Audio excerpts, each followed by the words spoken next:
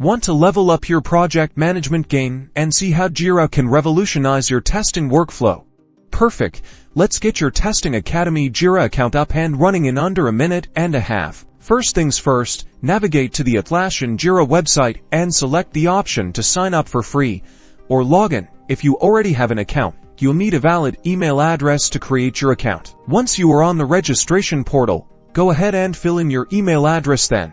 Atlassian will guide you through a few initial steps, including verifying your email. Be sure to keep an eye out for any security check or prompts to keep your data secure. After logging in, you are on the Jira dashboard.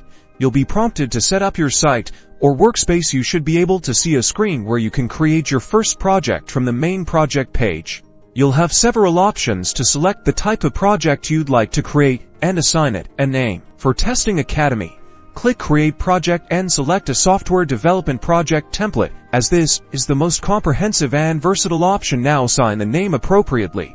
For this tutorial, you can select Testing Academy Project. From there, you can see the different types of issue types available, such as bug, story, and task. You can customize these to better suit your testing workflows, but to start, the defaults should be more than sufficient. Now, the magic starts. You're presented with your Kanban board. This is your command center for project progress, complete with columns like To Do, In Progress, and Done.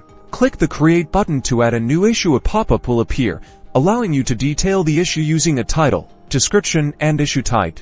Populate the details of your first issue. You can set an issue type, such as bug, a brief description, and even assign this to a team member or group involved in testing the issue. And there you have it. You've successfully set up a basic Jira account, a software project, and successfully created an issue.